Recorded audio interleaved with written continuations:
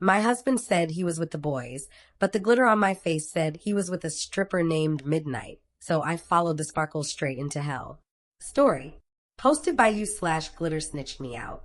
You ever had a moment where your body knew before your brain did? Like your pores were whispering secrets to you before your mind could piece together what the hell was happening. Yeah, that was me. One Tuesday night, in our shared bedroom, in front of a vanity mirror I once used to feel pretty in. Let me back it up. Because this spiral of glitter, lies, and bullshit didn't start with sparkles, it started with the absence of funk. I've been married to Aaron for 6 years. You get to know a man in 6 years, okay? You know his habits, his size, his lies, and most importantly, his scent. Aaron is the type of man who naturally has this musky body odor after a long day. Not stinky like you need a shower, but familiar, intimate, like home. I like that smell, actually. It was how I knew he was mine and that the world hadn't taken him away. But lately, when Aaron came home from late nights at the office, he didn't smell like exhaustion.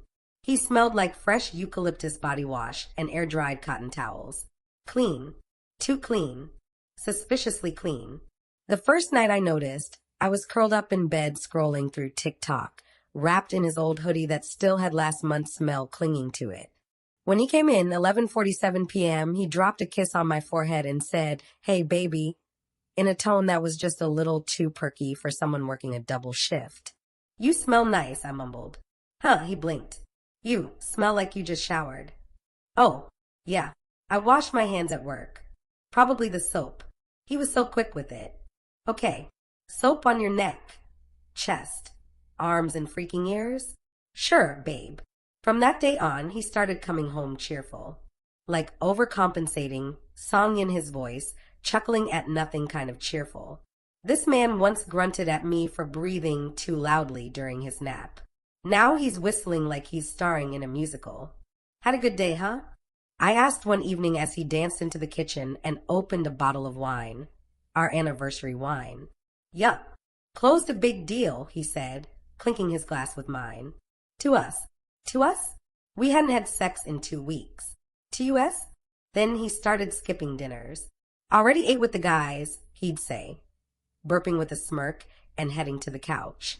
I would sit at the dinner table, picking at the grilled salmon I made from scratch, wondering why my husband suddenly preferred food made by corporate associates. On Saturdays, he used to mow the lawn and complain about HOA rules with the boys, Travis and Cedric, over beers on our driveway. One Saturday, I decided to go to the market early. I passed by Rick's Diner, and guess who I see? Travis and Cedric, munching on pancakes like kings.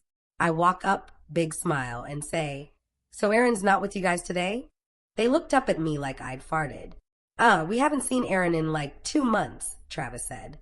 Cedric adds, "Yeah, man said he's been swamped with work. You know how it is."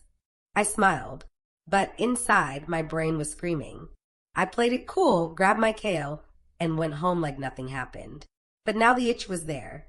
The type of itch that no amount of rationalizing could scratch. Fast forward to that cursed Thursday. He walked in humming. "Kiss me." Said, "Dinner with a client, don't wait up." Same routine. Later, I'm at the vanity, removing makeup, moisturizing, living my boring domestic life. I swipe the cotton pad across my cheek and pause. Glitter.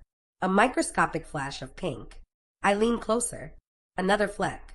My lips part. It's not just one piece. There are 3. One on my cheek, one on my upper lip, one right near my ear. Now listen, I'm a grown-ass woman. I don't do glitter. I work in a law firm. I use matte everything. I haven't touched glitter since 2006. Suddenly, I remember something. 3 days ago, by the laundry room, I had seen glitter on the floor and thought weird. I swept it up, didn't question it. But now, I had kissed Aaron tonight, on his neck, and now I had glitter on my face.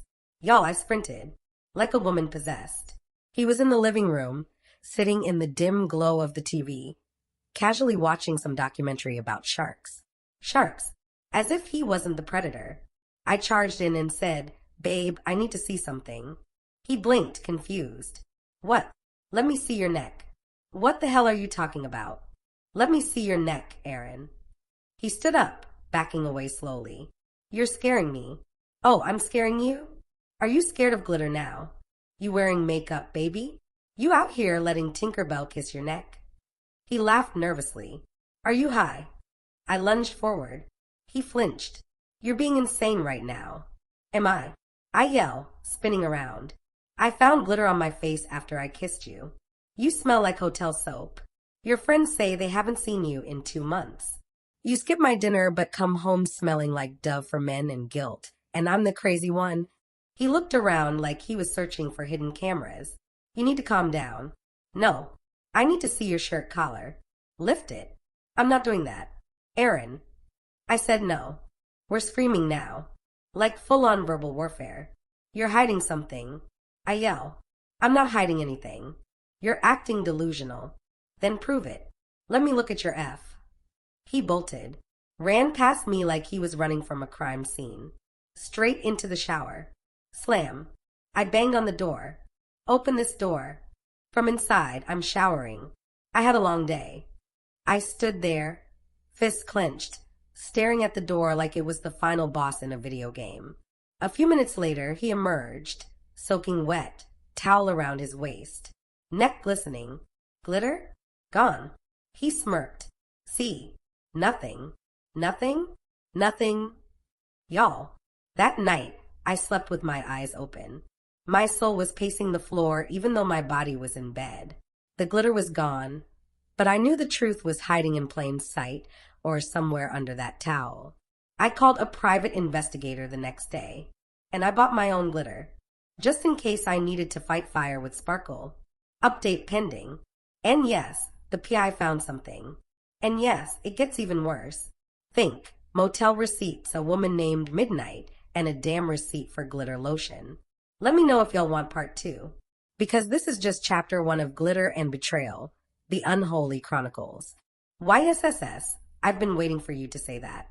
Buckle up, because part 2 is pure chaos, rage, and enough betrayal to make even Shonda Rhimes take notes. Title: Update. My husband said he was with the boys, but the glitter on my face said he was with a stripper named Midnight, so I followed the sparkle straight into hell.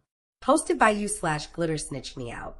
Hi, it's me again, the woman who glitter sleuthed her way into heartbreak. I want to start by thanking all of you who commented, DMed, and sent me DMs with glitter-themed memes and advice on how to burn a man's gaming chair without getting arrested. You're the reason I didn't crawl into a bathtub with a bottle of Pinot and let Spotify decide my fate. So, let's get to the fire. When I last left off, my husband had just dashed into the shower like he was washing away his sins with body wash and denial. I knew what I saw. The glitter. The scent. The dodge. The deflection. The running away like I was chasing him with a chainsaw when all I wanted was to look at his freaking neck. But I needed proof.